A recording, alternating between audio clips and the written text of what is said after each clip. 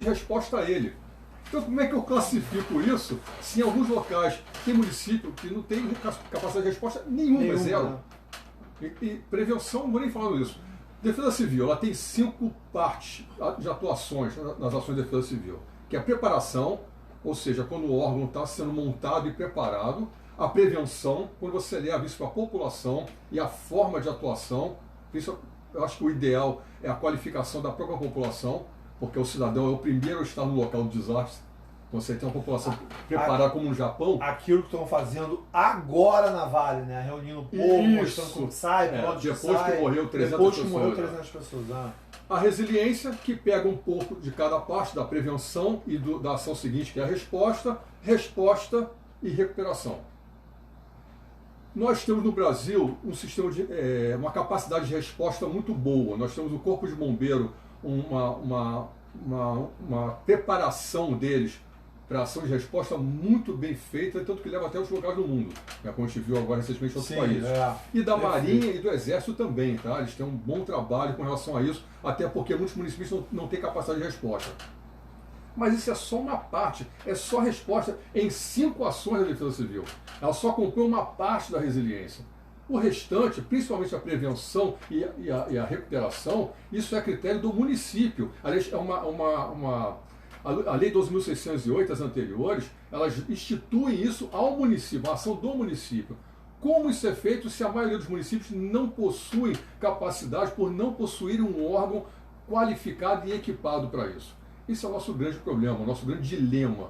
É por isso que eu falo em Plano Nacional de Defesa Civil. Um plano, assim como você tem no meio ambiente, uma obrigatoriedade de aplicação de recursos. Todo mundo sabe. Na saúde, na segurança, a Defesa Civil não tem isso. Né? Porque ele lançou o Crivella veio falar que não era um nível emergencial, era um nível 3. Mas utilizou, porque então deve ser uma situação do município, né, que eles estabeleceram. É muito dali e mesmo assim não corresponde à realidade dele. Correto. A Defesa Civil do Rio de Janeiro já foi muito melhor equipada e qualificada do que qualificada, deixa eu pedir meu perdão para profissionais de lá, de investimento. porque eles são muito interessados, eu conheço os agentes lá. Mas o investimento... Você viu hoje no jornal, Jornal da Tarde, aquele jornal, tem o Jornal Nacional, o Jornal Jornal Hoje. Maria Lúcia, Jornal Hoje. Eles fizeram um gráfico de investimento na área de Gel Rio, que eu acho que a Defesa Civil está na Gel Rio, não está? Tem.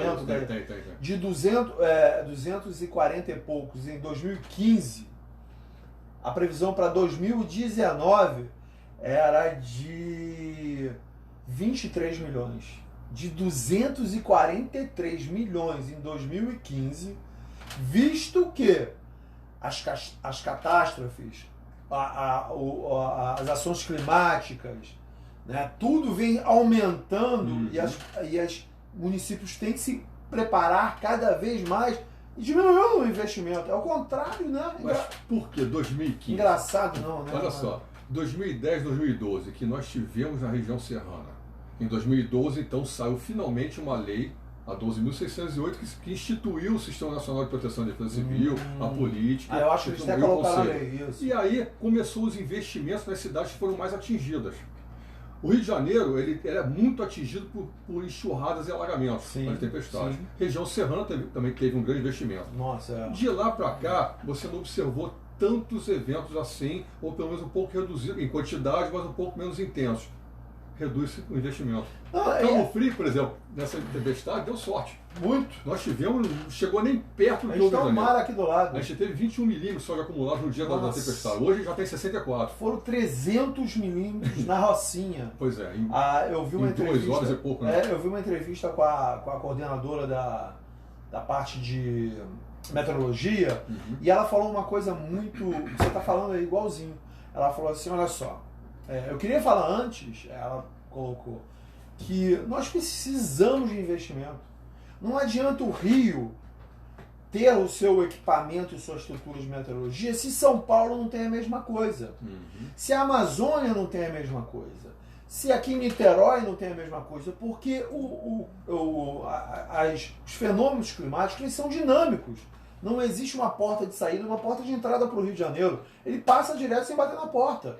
E vindo de São Paulo, vindo da Amazônia. Nós temos sistemas de radar no Rio de Janeiro, já desligados por falta de verba. Pois é. A maioria dos conjuntos automáticos no Rio de Janeiro estão desligados, não estão funcionando. Então... E ela me parecia uma pessoa muito experiente, né? Ela deixou-se transparecer na entrevista na Globo, que ela falou assim, olha, e eu vou admitir para você, eu estou impressionado. A gente teria 16... Se essa aqui, ó, 242 ou 342, eu não me lembro. Mas era 42 ali. Se você me dissesse que esse índice aqui foi do mês, eu já acharia bem elevado. Mas de um dia, 4, 5 horas de chuva, isso nenhuma cidade sustenta. Numa região urbana. Porque se isso cai numa floresta, problema nenhum. Eu brincar, né? Eu brincar. Você vê verdadeiras cachoeiras dentro das casas das pessoas. Na casa foi uma coisa horrorosa. Então, assim, foi chocante. Então, é impressionante. E aí vem a história, né, Márcio? Isso não acontece por acaso.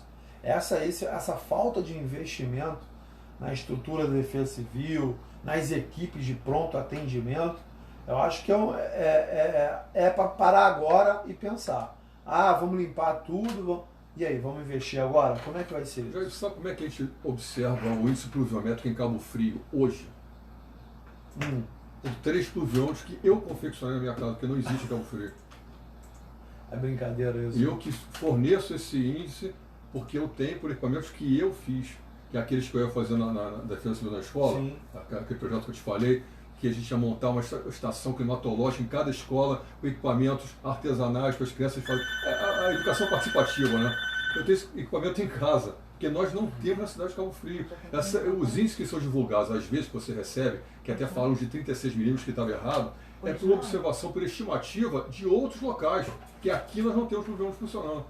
Eu fico impressionado com as prefeituras e todas elas, todos os governos que já participaram. Tem o seu setor lá de defesa civil, né? Mas não tem estrutura alguma. A não ser a caminhonete, né, Márcio? Você tanto consertou, brigou para consertar, botou dinheiro no seu bolso. Eu não estou falando de um governo, eu estou falando de todos. Porque nós passamos por um e verificamos agora que as coisas continuam a mesma coisa. Pessoas só ali, a gente não sabe nem se estão capacitadas para tal, mas que quando vai agir a defesa civil, aí chama Secretaria de Obras, chama a Consercaf, a postura, porque é delas mesmo, né? A equipe ali para ter pronto atendimento para a população não tem. Pior, fica dependendo até da ação da Defesa Civil Estadual e do Corpo de Bombeiros, porque nem nas secretarias, nas pastas municipais, você vai encontrar os profissionais qualificados para aquela ação.